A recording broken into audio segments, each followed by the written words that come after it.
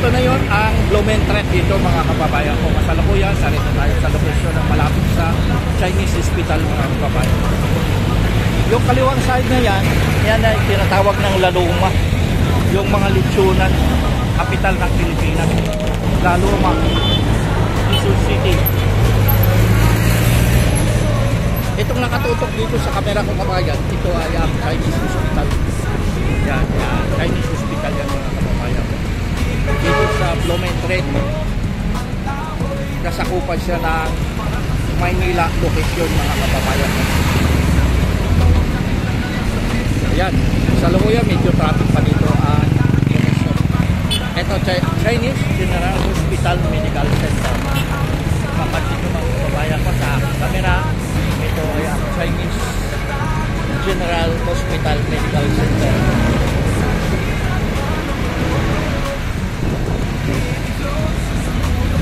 Yan, ang gawin tayo kabayan, patungo tayo ng Makati.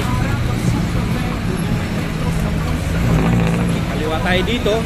Dito naman kabayan ang location na patungo naman tayo ng Dimasalang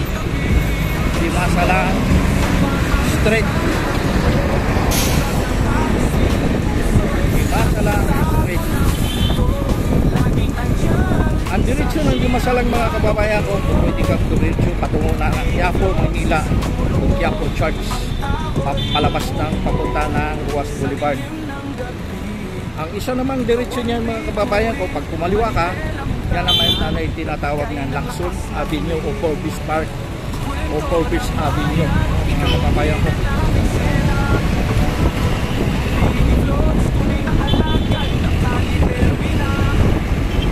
Ito ay ang Dimasalang. Ang dadaanan natin dito mga kababayan ko ang location ng mga flower shop sa Dangwa. Bilihan ng maraming bulaklak sa location ng Kamaynilaan.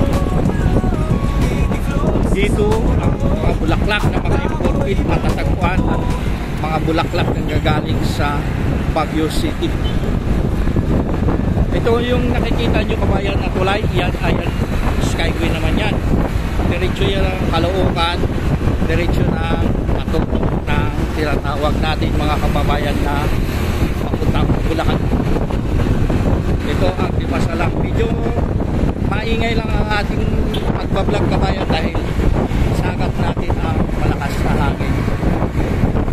Ayan kabayan, ito ay ang Dimasalang. Pero bago ko tapusin ang aking pagbablog, don't forget to subscribe my channel, Pili Vlogs.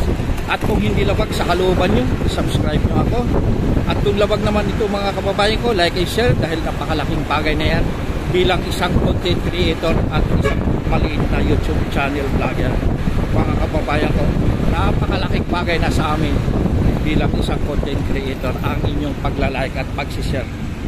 Yan mga kababayan ko, sundan nyo lang ako, tuloy tayo sa ating pagbablog. Isishare ko sa inyo kung saan ang lokasyon ng mga maraming flower shop ko, Dangwa lokasyon mga kababayan. Dito bumibili ang may mga anniversary, may kasalan, may mga Mother's Day na mga tinatawag na mga occasion, mga fiesta ng patay, yung mga tinatawag mga kababayan ko na mga February 14 Valentine's Day. Ito mga kababayan ko, ito naman ay mga puruna ng mga patay, may mga bouquet na mga bulaklak para sa